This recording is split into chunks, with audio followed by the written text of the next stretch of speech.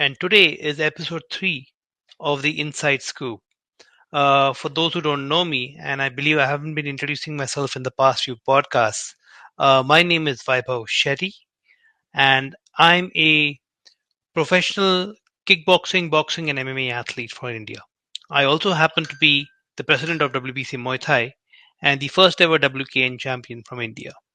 Today on my show, as we always do on the Inside Scoop, we have a leading promoter and official from India. And there are always a lot of confusion in India about who's the proper sanctioning body, whose federation is affiliated to global bodies, and we have quite a few.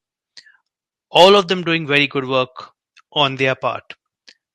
Mr. Jitendra Khare, who is my guest today, happens to be one such promoter. He leads Team Relentless out of Mumbai, one of the better MMA gyms out there, and he's been producing sensational amateur MMA athletes over the past few years. He is also the president of Gamma India. And for those who don't know what Gamma is, Gamma happens to be the amateur body that is backed by one championship. So all the world championships that happen around the world, uh, the Asian, the European, the continental titles, each country typically has a federation under Gamma, and India happens to have two. One of them happens to be Gamma India, and that's led by Jitendra Khare. So over the past few years, he's done a number of national tournaments in India to select a team to go as part of the Indian contingent to the Gamma tournaments. And very recently, there was an event in Mumbai as well, where Gamma was the sanctioning body, and I believe Mr. Jitendra Khare was the official. Now, I don't have him on screen right now because he happens to be in Bombay, and as we all know, the monsoons in Bombay add to all the traffic and the travel time. So he has promised me he'll join over the next 5 to 10 minutes. So we will have patience. We'll wait for him, and hopefully he will be able to join us soon. In the next 5 to 10 minutes. Um, One thing I would talk, before he joins in, I would like to add about Mr. Jitendra Khare is a lot of times we see coaches hold pads for athletes, train with the athletes, but not really spar or engage with the athletes.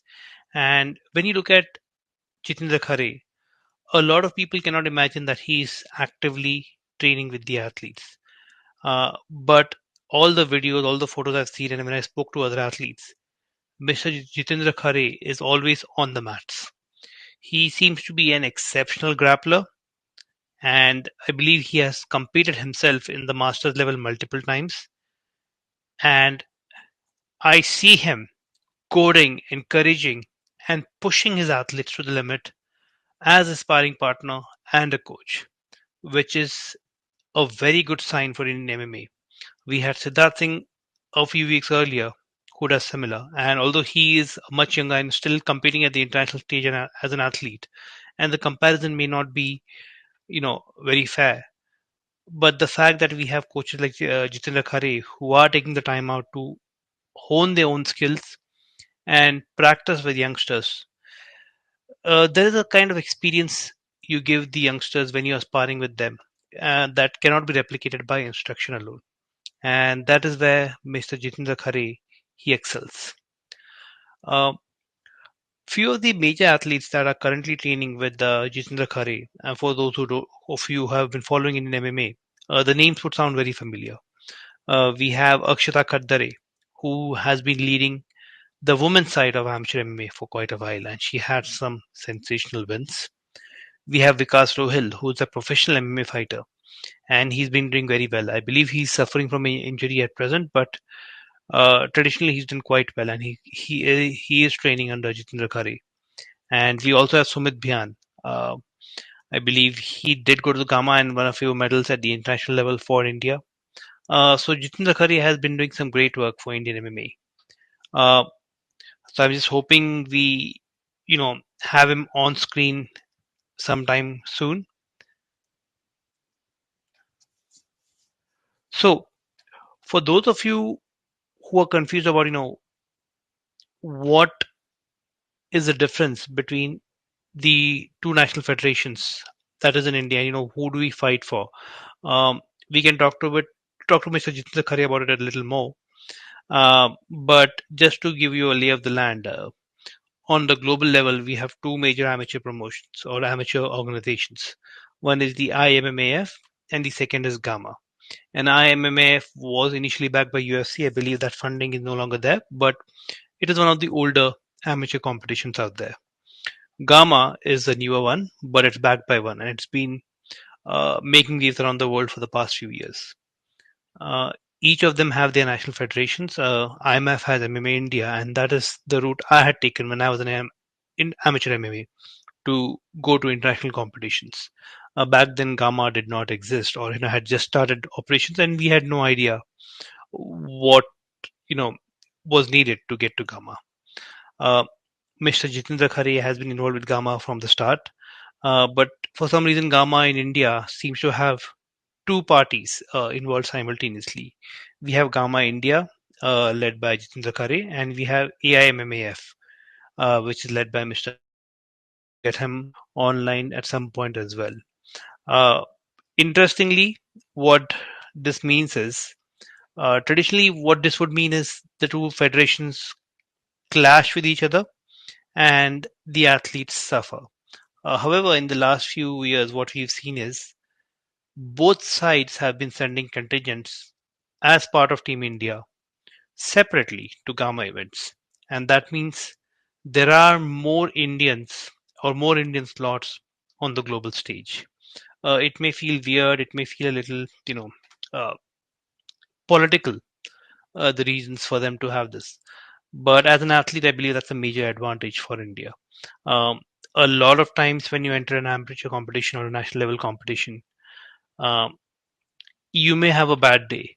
And if the bad day is in the first round itself and you're knocked out, you do not get an opportunity to represent India.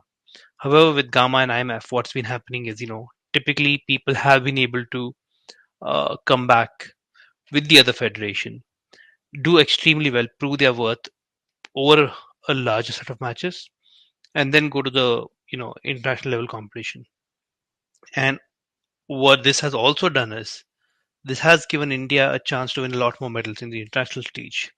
To give you a perspective, when I went to the IMF event, there were very few medalists before me. We had Mehboob, who had won the junior gold medal at the World Championships in Bahrain. And then we had a 2 year gap with absolutely no medals until I got a bronze in 2020 in Australia in the Oceania Open. Uh, Over the last few days, there's been the youth championships that have been happening in Abu Dhabi for IMF. And I believe India has 4 medals until now over there. So there has been a resurgence out there. But if I look at the Gamma side, and the advantage in Gamma also was they had a striking MMA component wherein grappling was limited, and they had a full, a proper MMA rule set matchup as well. And we have been winning quite a few medals out there. We did win the World Championship. Surbala Laishram, she was the first Gamma World Champion or first adult World Champion from India. Sumit Bhyan, I believe, won a few medals. We had Dinesh Naurem, who won the Asian Gold in 2 categories. We had Kishore, who won the Asian Gold as well. So we've had quite a few success stories in Gamma. Okay, so we finally seem to have Mr. Jitendra Khare online. So I'll be, welcoming him onto the show.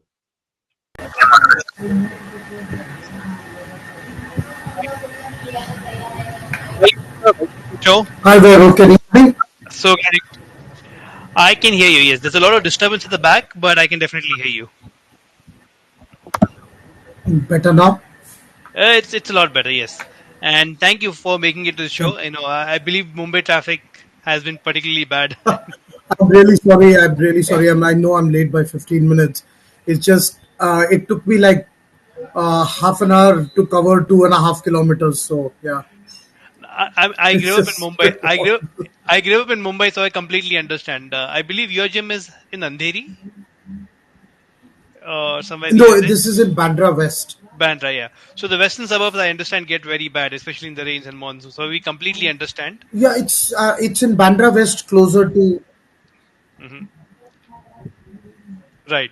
So, anyways, thank you, thank you. I'm so glad you could make it. I did give the audience a brief introduction about you, and I went to cover the larger landscape of how MMA federations in India are structured and the international competition. Just to cover time. But now that you're here, uh, in your own words, we would love to hear how would you present Jitendra Khare for people who don't know you. Uh, yeah, I'm Jitendra Khare. I'm the. So you want me to introduce myself? Is that Just what you yes, said? I'm just sorry. yeah, yeah, just a quick elevator pitch. Yeah, I Who mean, is Jitendra Khare? Yeah, yeah, I'm Jitendra Khare. I'm the head coach of Team Relentless, and I'm currently the president of Gamma India. And right. yeah, that's about me. that's that's a quick, brief introduction.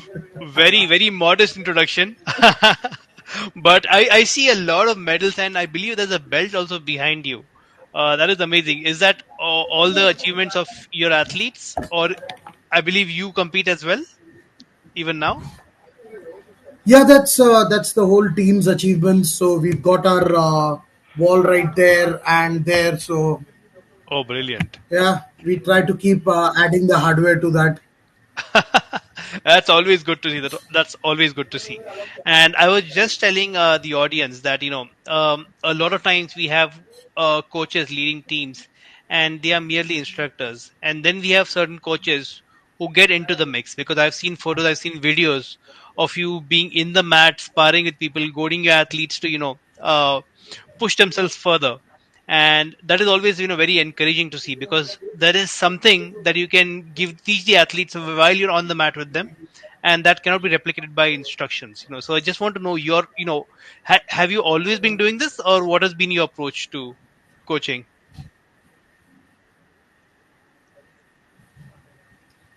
Yeah, I've always been doing this. I mean, I am currently even competing in BJJ and submission wrestling competitions.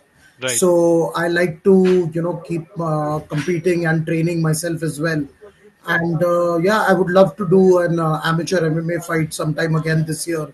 I'd done Wow. one 4 years back, Uh-huh. but I would like to, I lost that fight in Malaysia, so I want to get that win back. So maybe sometime this year I'm planning to. Let's see how the schedule allows me.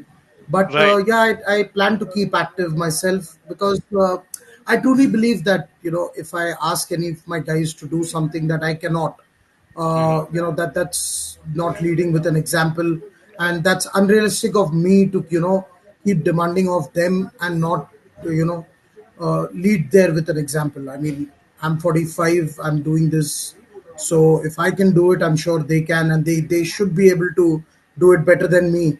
I mean, that's the goal. That is amazing. I mean, you're 45 years young and still competing. I've seen some of the videos, and if the audience who's watching, I please go follow the social media of Team Relentless and Jitendra Khare. And every now and then you get these snippets of gold, which I love to see, and I run them on loops just to hear what you're saying, just to get an idea of what's happening there, to see if I can learn something from it. So that's been amazing. Uh, so yeah, the other part I want to touch on is, you said you are the president of Gamma India, and we, you know, we've seen a lot of good events from Gamma India over the last few years, and we've seen Indian contingent go out there. And when I started my amateur career, Sorry, Vaibhav, Ga- Vaibhav. yes, can you hear me? Right. So what I was saying No, is, sorry, I lost you there for a bit. Can you please repeat what you just said? I sorry, just lost you sure. there for a bit. Sure.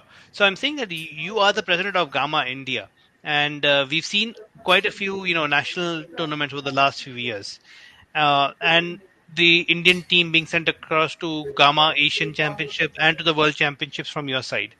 Uh, when I started my amateur career, Gamma was essentially non-existent, or just started forming as an organization.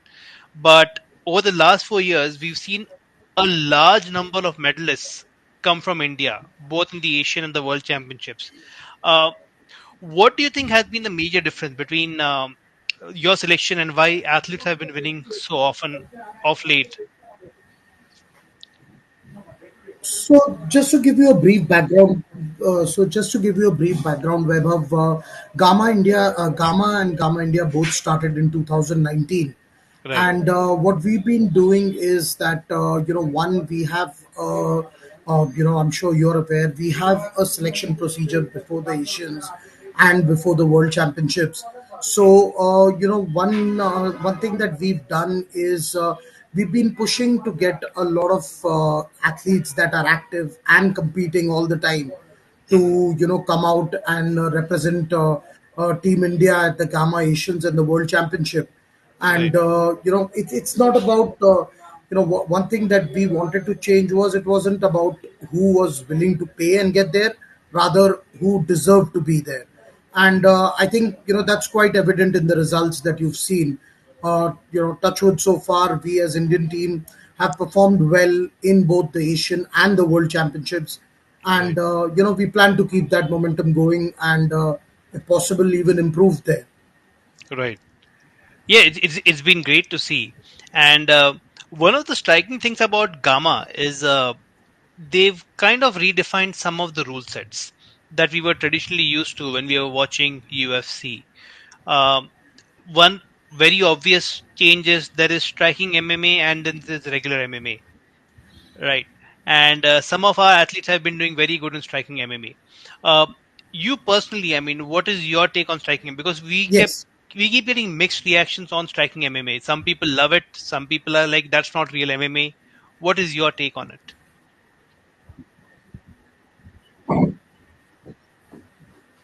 What is your take on striking So MMA? How do I you feel? Yeah, yeah, So I think, to be very honest, Vaibhav, I think striking MMA is a very exciting sport. I personally feel it takes a lot more to do striking MMA than the conventional MMA, because in conventional MMA, if you're tired, you get a takedown, you can rest on top for a bit, right, you can get into a good position and ride out the round and stuff like that.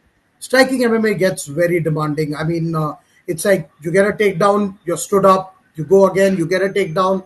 I mean, I remember a fight where one of my athletes, when she won the gold at the Asians, hmm, she got some 21 takedowns in 3 3-minute rounds.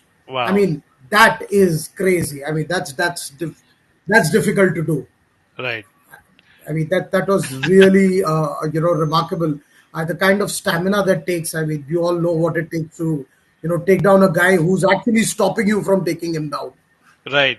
I mean, that is insane. That is an insane statistic. I So mean, yeah, I personally feel that striking MMA is a very exciting rule set. I mean, it's something which is good for people who are, especially in India, where people are still getting used to the concept of MMA, the concept of ground.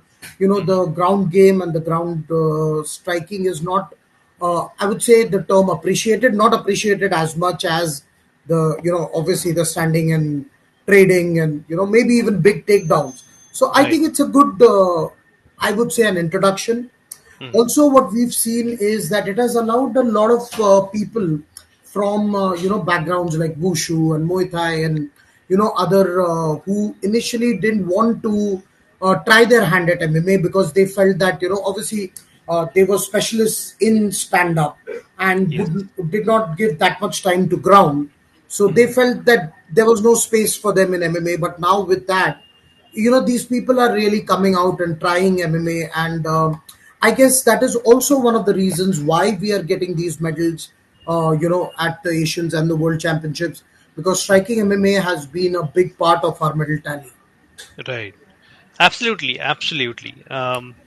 And touching on the topic of people not finding it exciting, it's not just about India, because I was listening to Joe Rogan's podcast the other day, and one of the topics he's touched upon, and he hates when in the UFC a referee intervenes if the ground game goes for too long, or if the athlete is pressed against the cage for a little longer than usual. And Joe Rogan's opinion is if you can get out, you get out. If you can't, if it's boring, it's boring, but that's what a fight game is. But like you said, the audience wants something more exciting. So UFC had taken a call that they will stand people up, they will separate people after a while. Striking MMA is the epitome of that philosophy, that if you get taken down, don't stay down, just get up, Yeah. start striking, keep it exciting. So I have mixed feeling about, whether I should go into striking MMA or not if I ever get a chance, but because I love grappling, I love the ground game, but I completely see where they're coming from. It's a very exciting sport to watch. uh, so coming to MMA itself, right?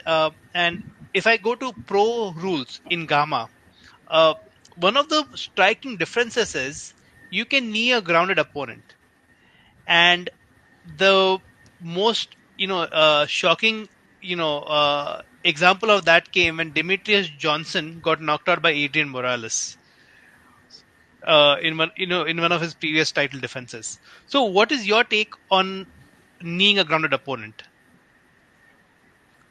Right. So, what is your take? I mean, how much do you think it So I changes the think game? again, Weber, it has its pluses and minuses. Right. uh, like I said, it has its pluses and minuses. One thing that it normally does Uh-huh. is, it stops wrestlers from shooting without actually setting it up, which is an Right. advantage, with the UFC, where even if you fail a shoot and you're Right. on your knees, or you're 3 points down, you're safe because you're not getting kneed, or in the head, which is Right. not the case with one championship. And the global rules of one championship, they don't allow you to take that very leniently, and we've seen that, Right. where they so I think that makes uh, that makes it a little more challenging and life difficult for the wrestlers. Hmm. So it's no more just shooting.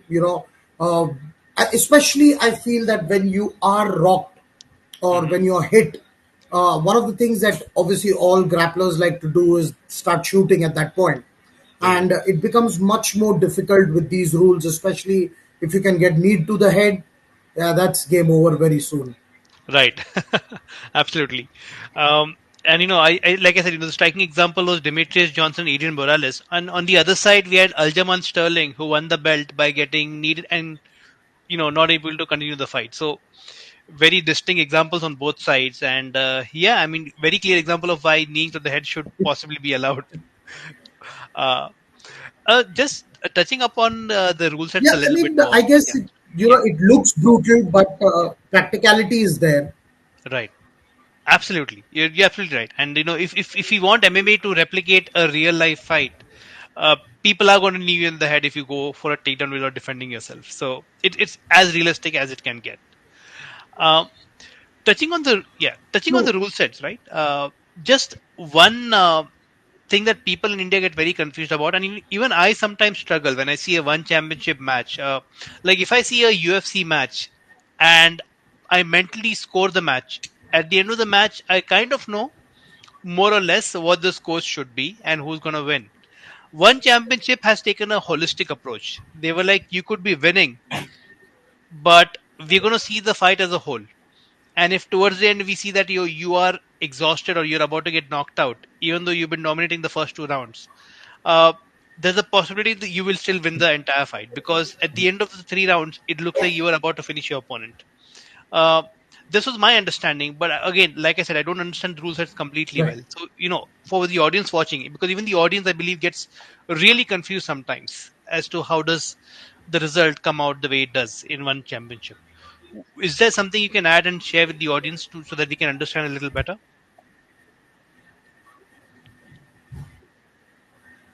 about how the scoring works in Gamma? Yeah. So I believe web of unified rules are very clear. They score it round per round.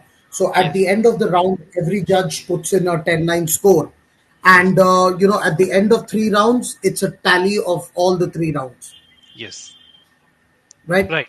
Right. So Yes. that's how the unified rules are scored. How the global rule sets, or how one championship scores it, is a fight on its own, which is going back to the old Pride days, where damage takes more, a more bigger role than just a position, or just a takedown. Right. So again, I believe both have their advantages and disadvantages, because I could have done well in 2 rounds, Hmm. and then maybe tied in the third, and Right. that in unified rules could be means me winning 2 rounds to one, whereas in a Yes. one championship fight, if I have a bad third round, it could mean me even losing that fight. So Yes. again, I feel advantages, disadvantages. What's more important is that as an athlete or as a coach, to understand the rule set that the athlete is competing in and prepare accordingly. Right. You know, but Absolutely. I feel the one championship rules are a bit more challenging because they force you to finish fights, Right. right? Especially if, as a coach, I know that my athlete has, not been doing well in the first 2 rounds. In the Hmm. third round, I'll have to tell him to, okay, you have to look to do damage. Maybe Yeah. not finish, but do some serious damage to win the fight overall. Right. And I think that is the critical difference, because in the unified rule set, if you lost the first two rounds, the only way you can win is by knockout or submission. You have to finish. And that leads to desperation, sometimes exciting fight, but it's not very good for the Right. athlete. But Yes. in a one championship fight, you can still hold your head. You don't need to finish, but you have to do a lot of damage at the last one. You will still win this. So yeah, it's as an athlete, I find it very exciting, because yeah, it's a whole different dynamic, right?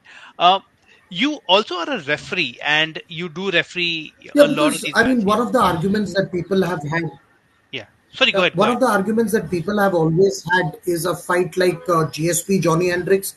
If you Yeah. remember that fight, I Right. mean, the argument people make is Johnny Hendricks did more damage in the rounds that he won versus GSP in the rounds that GSP won. But the point is that it was scored as per unified rules. So the rounds, Yes. if GSP won 3 rounds that were 10-9 rounds, and Right. if Johnny Hendricks won 2 rounds that were 10-9 rounds, and ultimately that's why we saw 3 rounds to two.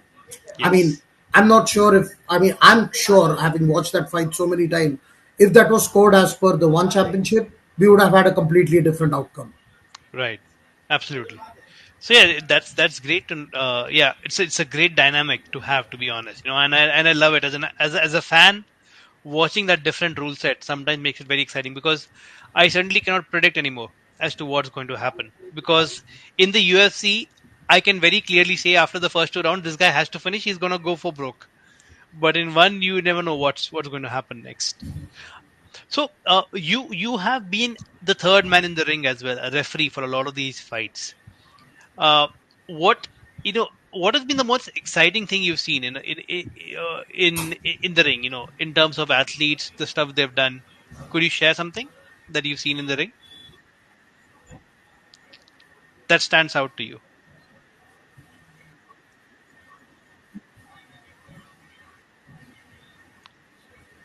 Hello. So, I personally feel that, Weber won. Yeah, Weber, can you hear me? I can hear you. Yes. Yes. Hello. Yes, I can hear you. I think we lost the connection for a bit, but I can hear you now. Yeah. So, I personally feel that refing I personally feel that refing is a really, really tough job. I mean, it's one of those things which, at times, I mean, I'm sure not at times, when you stop a fight, you're going to be hated on by somebody. I mean, unless it was like a near death experience, yeah, somebody is going to hate on you for stopping the fight, because I truly believe that if you leave it to two athletes, even if you put them in an ambulance, they're willing to fight the last round there. Right. So, firstly, stopping a fight is the worst thing that you can do. I mean, somebody is going to be unhappy about it. And, it's been a great experience. I think I have learned a lot about this sport by, refing and judging fights. I've learned so much about, not just the intricacies of the sport, but how different fighters and how different coaches even plan and strategize.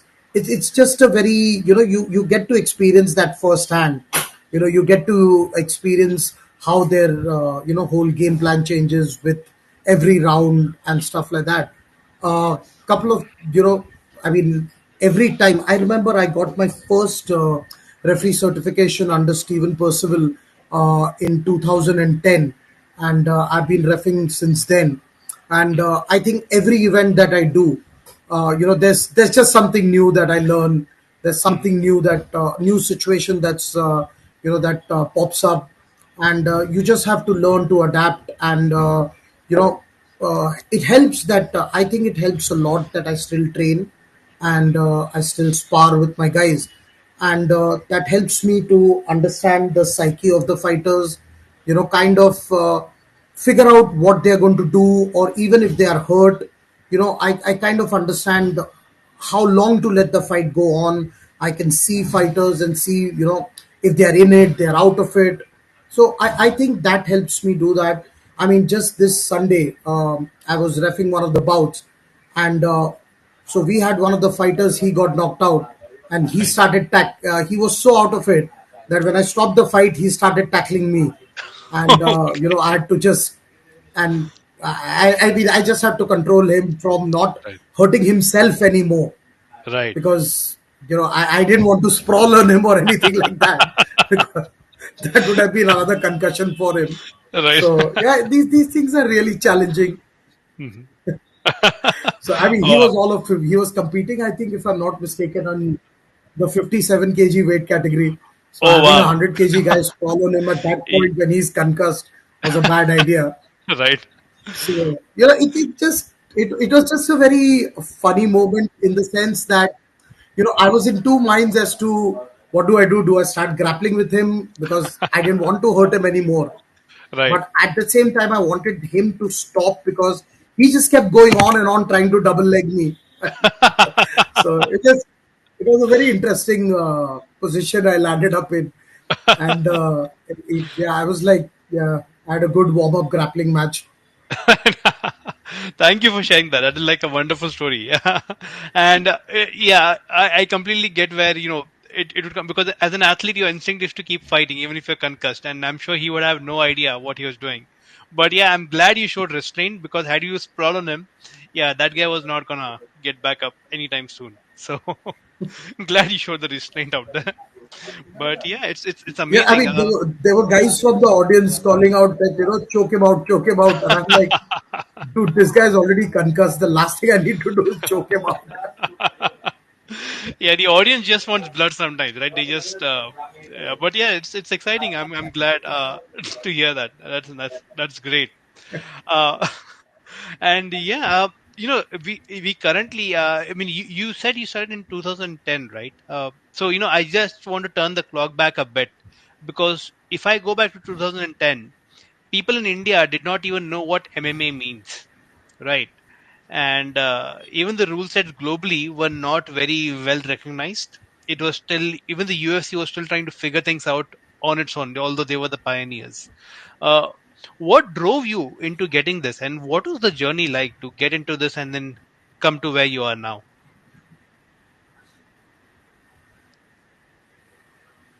So I like I've always said, I've been a martial artist for life. I started with martial arts like karate and boxing and kushti way back in school days and college days, Hmm. and that was always something which interested me and was something that I always liked to compete in. But Hmm. like you said, there was nothing back then, and way back then even the internet wasn't that great. But on and off, you'd get to see Pride, and you'd get to see a bit of I started with by watching Pride on ESPN back in the days. I remember they used to show the Right. Pride Grand Prix, and Hmm. that was my introduction to MMA actually. Hmm. And then you start. I mean, I started finding out what MMA is on, and with that bad YouTube. I mean, the dial-up networks back then. I Yeah. used to download WEC fights and UFC on Pirate Bay to watch. Uh, I mean, Right. you had to leave them to download like a whole night, 24 hours at times, to Right. get one full event to watch. So Right. yeah, so I started with that, and so I wanted to just start something, and I collaborated with a friend of mine. We started something in 2010. That was Hmm. the time when martial combat was starting in Singapore. Okay. So we had a couple of guys from our gym represent India at the initial martial combat, which was, I always say, the forerunner to one championship in Singapore. Hmm. And that's where I had the honor of undergoing a proper referee and a judging certification course under Mr. Stephen Percival, who was then a UFC referee. Right. And yeah, so I got myself certified as a referee and an official back in 2010. Hmm. And from then it's been an interesting journey. It's been I mean, we you've been a part of the growth, and you've been the part of the entire breed of athletes that has taken MMA to the next level for India. Right. So it's I've always said that it's just been an upward journey from then. Right. uh, you know we've still got a long way to go, because I still think there's a lot to be done in terms of quality promotions in India. Hmm. And people, I mean, unfortunately, you see a lot of people making efforts, like you have promotions in Northeast that have started, like a Tuto Warrior Dream Series in Bombay. Then you have a lot of these promotions coming up across the country, and I only hope that they do really well, because I feel the more athletes get to fight at the grassroots, the more we are going to do well globally. I mean, Right. the more we increase the level of competitions here, when Hmm. we step out of our country, we are going to perform that much better. Right. No, absolutely, and I'm hoping that this happens. Uh, Before Gamma, you were a promoter yourself. I believe X1 was one of the promotions you were actually actively promoting back in the day, right? And I know you must have faced challenges putting sponsorship together, ticket sales, and these are the challenges that come for any promotion in So India. Yeah. Hello. I'm sorry, I lost you for a minute there. Could you repeat that? yeah, so before X1, Vaibhav, I was part of Yodak Fighting Championship. I was one Okay. of the founders of VSE. We started way back in 2014. Right. Wow. Okay. Can you hear me now? I can. Yes, absolutely. I can. I can. Hello. Yes, I can hear you. I think there's a lag, but I can hear you.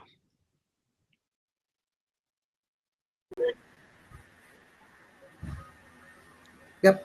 So before X1 of Yoda Fighting Championship, we had started way back in 2014, and that time it was the first amateur league of its kind, and we were doing a lot of amateur shows across India.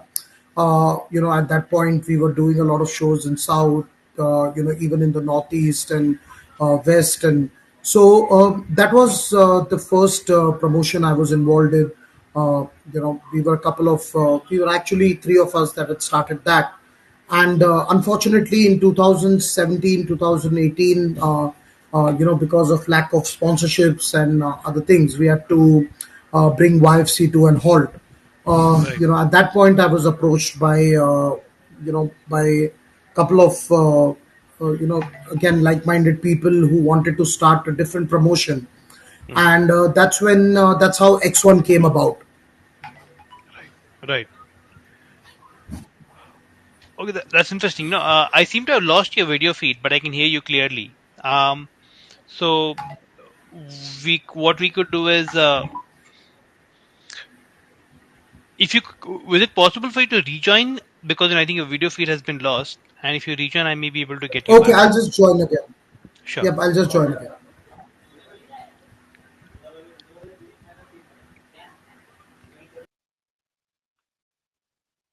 So, while we wait for him, it's been interesting that he touched upon Yoda Championship and X1. Because back when I started in 2017, I was not really aware about what MMA was. And the first exposure I had was to these two promotions. Although I never fought in these two promotions, I happened to interact with athletes who did. Uh, so both Yodha and X1 have put together some really good events in the past. And I remember X1 put uh, a female only card back in the day in Pune. Uh, some very good female athletes from India fought out there. And this was the very first, I think, all female, competition that we had in India. So, I'm hoping to have him join back again, get his feedback online, and then we can talk a little bit more about it. Hopefully, that won't take too long. I think I have him back.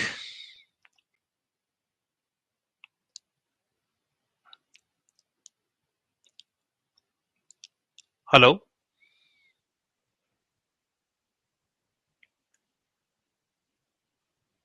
hello. Can you hear me, sir?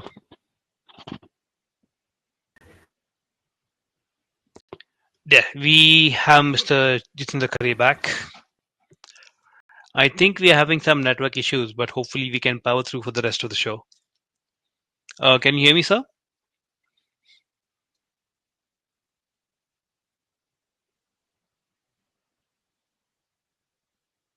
Okay, we seem to have lost him again, so hopefully he can join sometime soon.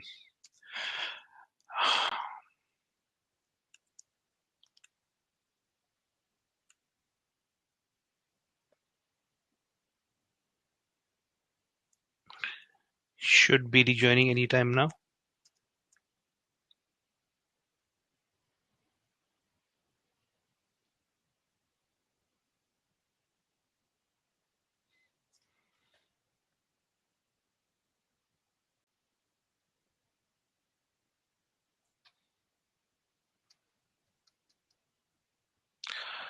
Okay, there seems to be some network issue on the side of Mr. Jitendra Khare because I can see him, he's ready, but I'm unable to have him join as yet.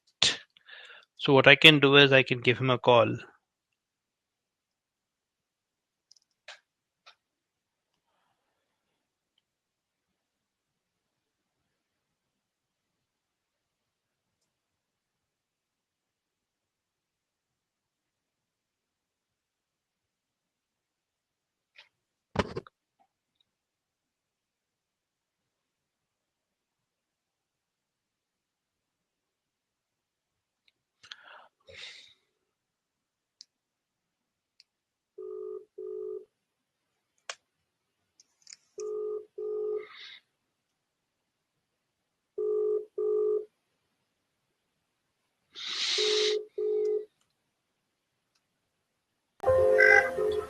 Hi, Oh, Vaibhav. okay, I have him back online. Okay, perfect. So I was just trying to call you on WhatsApp in case we lost this connection again.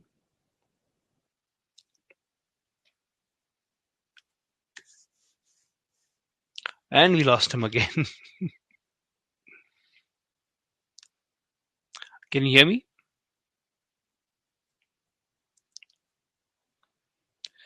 Okay, sorry about the technical difficulties, but I think there are some internet issues on the side of Mr. Kare. So let's give him some time. Hopefully he can sort out. And yeah, I think we have him back. Can you hear me now, sir?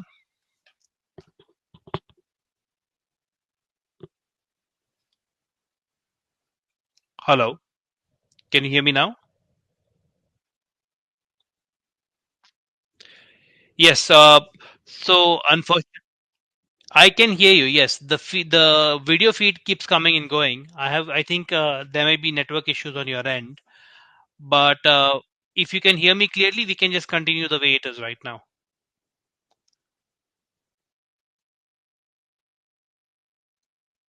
Hello.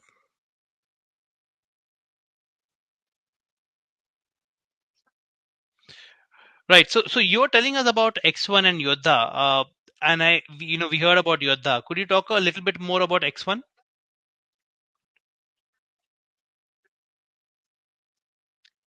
Yes, absolutely. Could you let us know a little bit more about X1?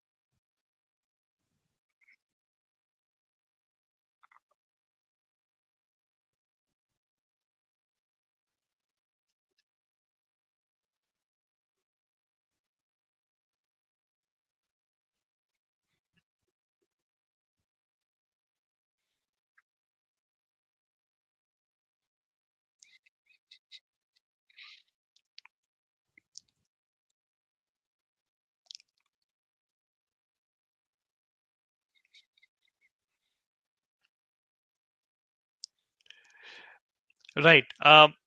Absolutely. And, I think there's a little bit of a lag between when I ask a question and when I hear you back. So hopefully you can bear with me on that. But you're absolutely right. As a promoter myself, I face the same issues. There are events where I bankrolled the entire event using my own money because sponsors would not be available just to help promote the sport. Uh, I'm hoping the promotions we see today, they have better luck sustaining this, and hopefully, some of them make it really, really big. So talking about X1, one of the events you put together was an all-female fight night, which I believe was one of the first in India. Um, would you talk a little bit more about that? Because that was an exciting night for all of us.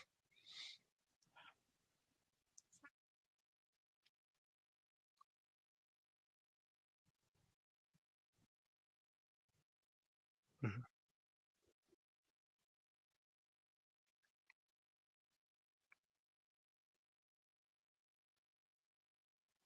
mhm,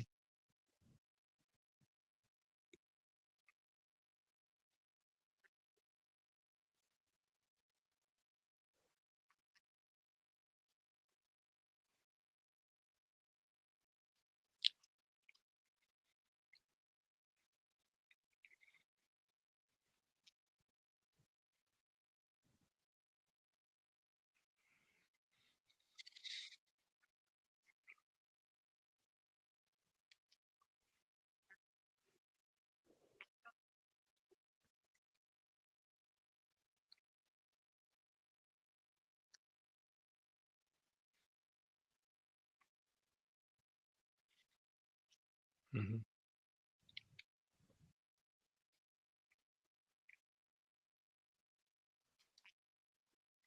mhm.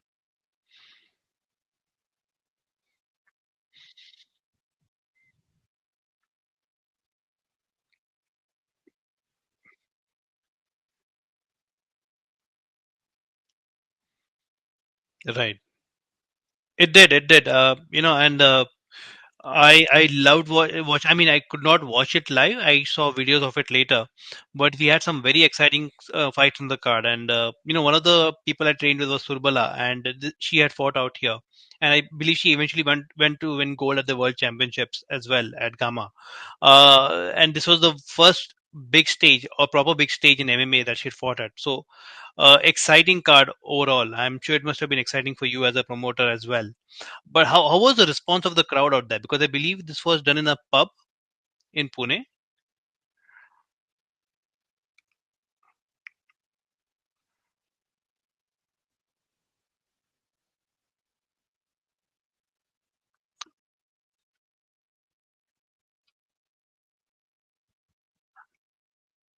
Uh-huh.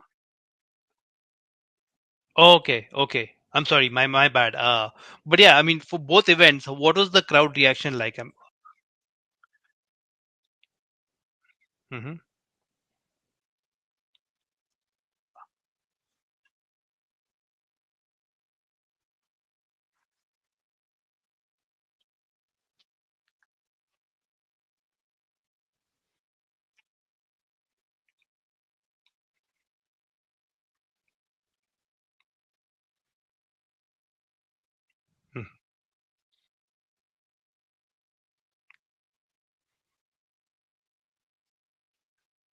mm-hmm,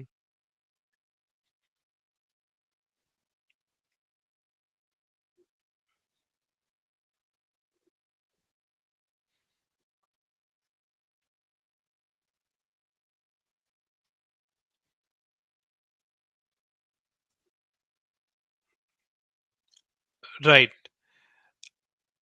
No, I'm sure of it because the fights, when I looked at the clips later, they were very, very exciting. Uh, and we have some amazing female talent in India, women talent. I'm glad you're promoting them. And this is one thing I keep encouraging athletes, especially in the women's category, to do because globally, when I see, I mean, MMA is a lot more competitive, but I mean, just to give you my perspective, because I get a perspective of Muay Thai and boxing as well.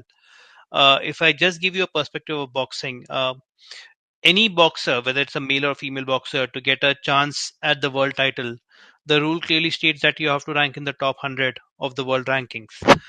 For a guy to reach there, a guy has to fight at least 10 to 20 fights or fight really high level opponents. For women athletes, uh, if you get a start, because there aren't even enough women athletes in the world competing in boxing, 3 or 4 fights in, you are in the top 100 and you are eligible for the world title shot. But we've got amazing athletes in India, but they've never really pushed themselves to, or got the right platform to, promote themselves in the sport. Something that you did in X1, I think that was just one of the starts that they got. And I think we've been seeing a lot more after that. So I think we have to be really thankful to X1 and, for you and Miss Preksha Javeri for that start for the women athlete. Uh, so thank you for that. And I want to just change the tack a little bit, because you did mention that you still compete in jiu-jitsu and grappling. Do you do that in the masters division, if I'm not mistaken?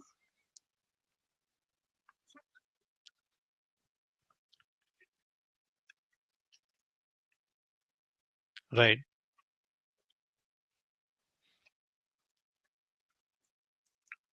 right.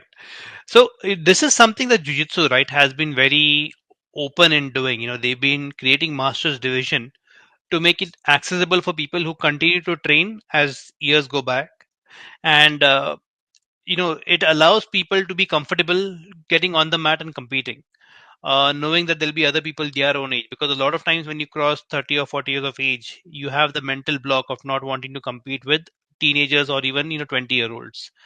Uh, we've seen this in boxing as well, because I work with the World Boxing Foundation. They have their masters title as well. Uh, in MMA, do you think there is any scope of getting this in as well, or do you think that's a whole different challenge to overcome before we're getting a masters division in MMA?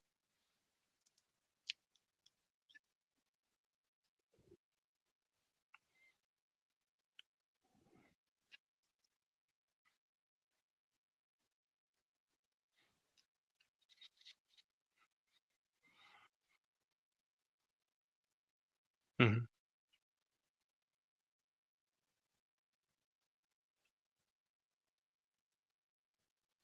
Hmm. Right. Yes. Hmm. Right.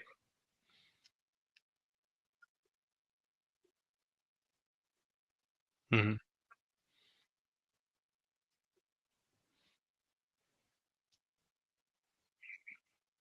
Hmm. Right.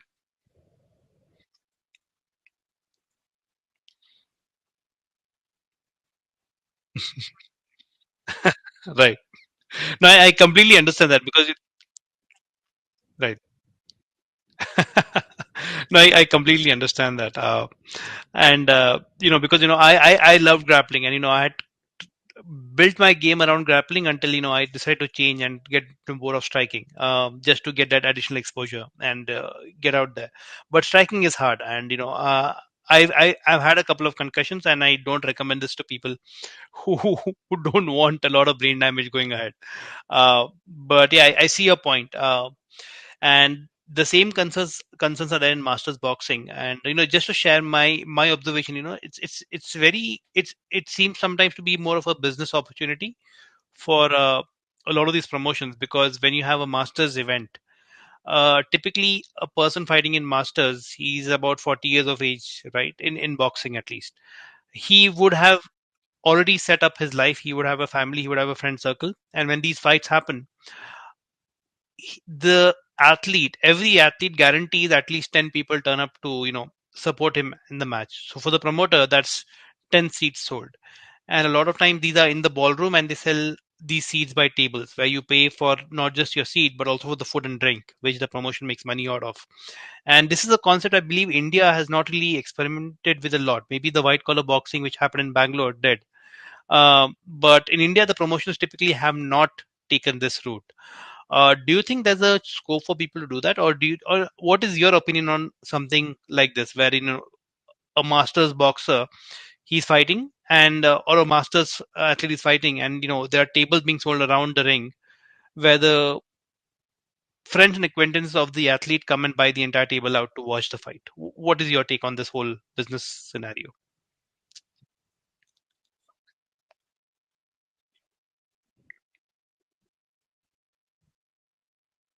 Hmm.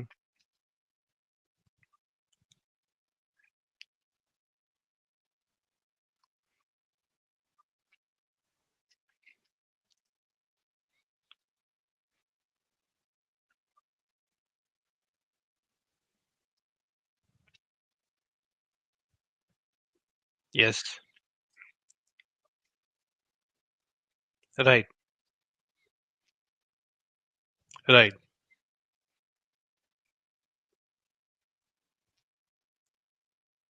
Right.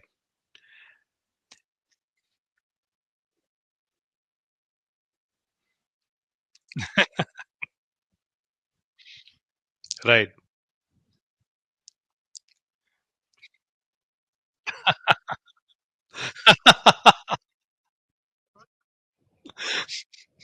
Right.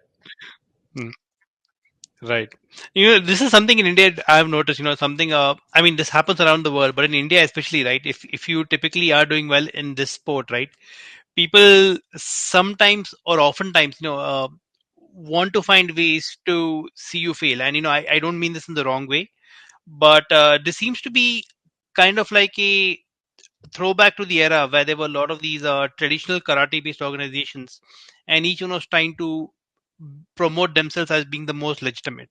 And I think there's a lot of carryover in today's day and age in MMA especially. What is your take on that? Because I'm sure you faced a lot of that issue as leading Gamma India and even up as a promoter earlier.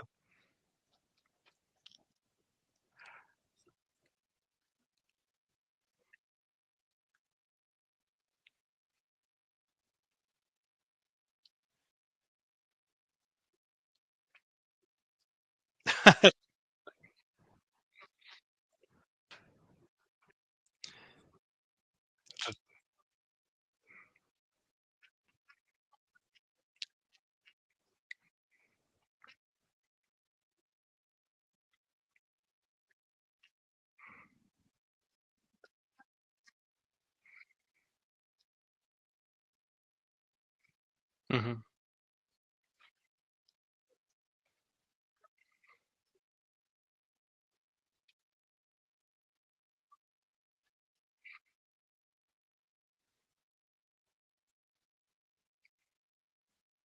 Hmm.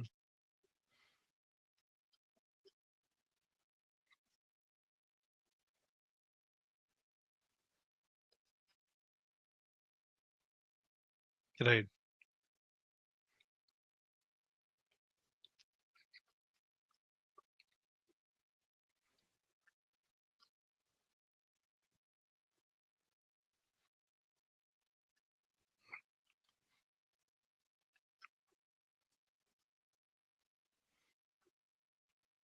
Right.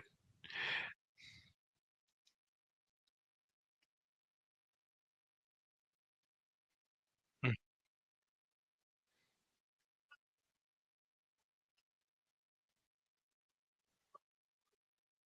Right.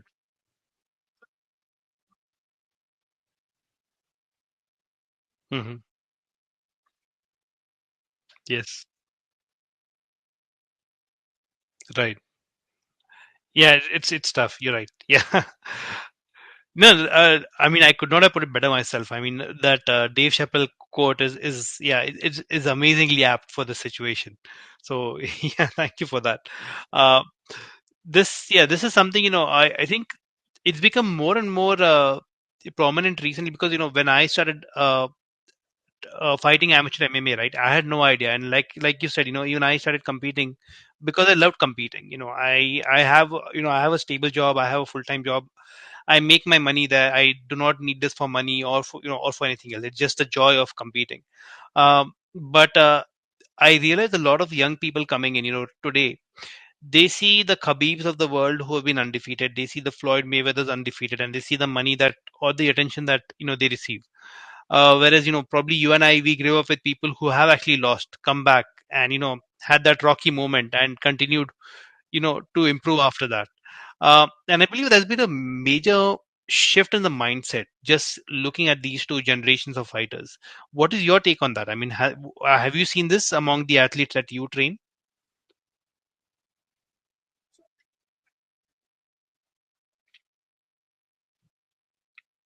Hmm.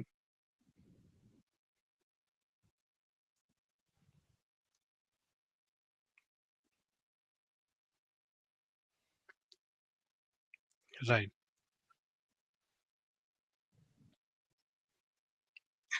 Mm.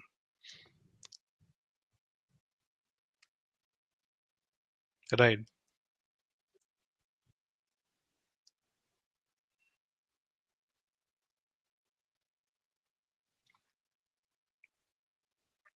Right.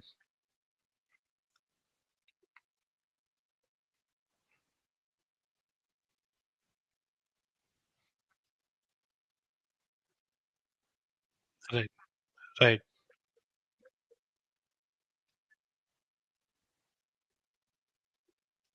Hmm.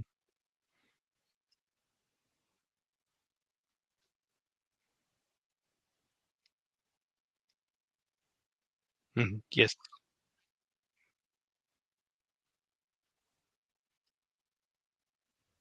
Hmm. Right.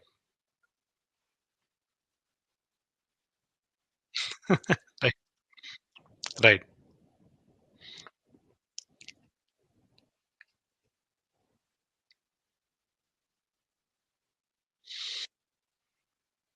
Hmm. Right. Right. Hmm. Yeah. Hmm. Right. No, absolutely. And this reminds me of Muhammad Ali back in the day. And this is I'm not sure how many people know this. I'm sure you would know this. But Muhammad Ali back in the day when he started boxing, I believe early in his boxing career, he went to see a professional wrestling match. And professional wrestling is obviously not a competitive sport. It is scripted, and they are sports entertainers. But he watched a promo that a guy gave, and he saw the crowd reaction, and from then on, Muhammad Ali's entire career revolved around promoting himself and building that aura around him. And he was a master at it. I believe what Conor McGregor does is a very crudish form of it, but it works in the modern era, and I believe that's what people are trying to replicate. But I think what is striking to me is at the end of the Khabib Conor McGregor fight, after everything Conor had said over the last few weeks, we get a recording on the mic of him telling Khabib it's all business. It's all business. And I think a lot of these youngsters fail to understand that. For Khabib, for Conor, it was all business, and he was very clear with where he was going with it. And if you are very clear about what you're doing and you're backing it, I think that's when it works. Otherwise, it probably doesn't work at all. I think that's my take on it. I don't know about you, uh, but among Indians, Indians love our heroes. Indians love people who present themselves as Bollywood heroes, typically. And even when you look at uh, athletes, you may be the best athlete in the world, but unless you present yourself as a hero or you look like a hero, like Kohli was always very good, but until Kohli reinvented himself to look like he does look now, people were not really paying attention, and that is what I believe. Hold back a lot of athletes. I mean, what is your take on that? Or do you think that is a fair assessment, or is it like or do you have a different take on this?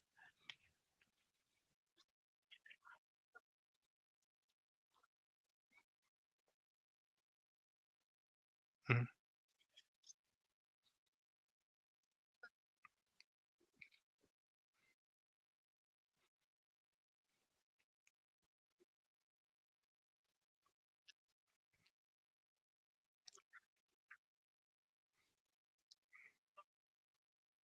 Right.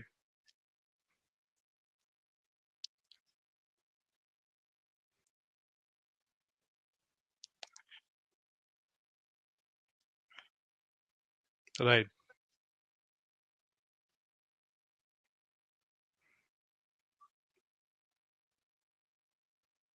Mhm. Right. Mhm.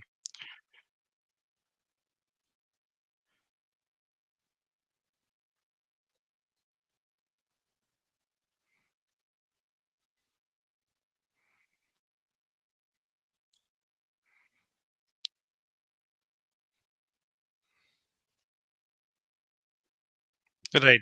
Right. Absolutely. So yeah, I'm hoping we get that sometime soon. And it doesn't matter where it comes from, which promotion comes from, but if we get even one athlete who does that, that will be great for the sport overall. I didn't realize it's already been an hour, and I could keep going on and on, but I think I have to let you go now. But before we go, right, do you have any advice to the athletes watching this, or word in the game before we wind down?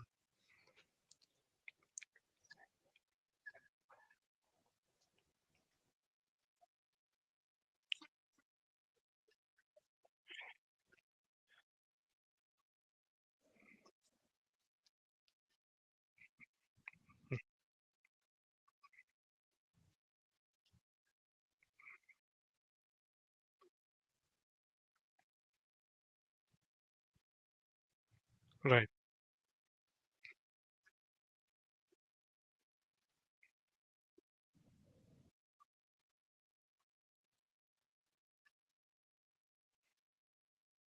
Hmm.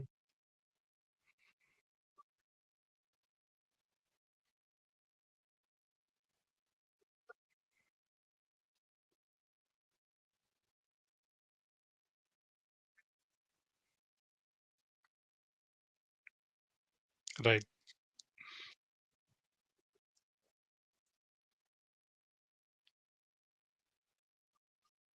Mm.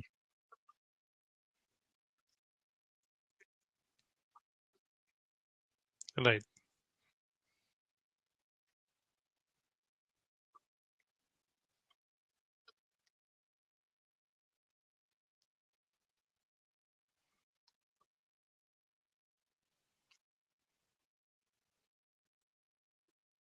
Hmm.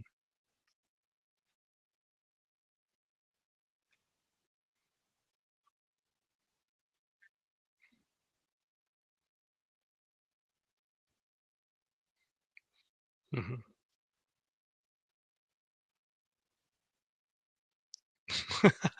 Train, train, train, and train. Absolutely. Uh, on that note, thank you so much, sir, for joining us today. And technical difficulties aside, this was a wonderful experience to have, and a wonderful conversation to have with you. I could have this for hours and hours, but I'll have to let you go now, and hopefully, I can meet you in person sometime next time I'm in Mumbai. On no issues. I would love to. Absolutely, I will. Next time I'm in Bombay, I'm training with you guys. Great. On that note, we'll be ending. Perfect. Thank you. So, on that note, we'll be ending the show. Thank you so much, everyone who joined in, and I'll catch you guys again next week.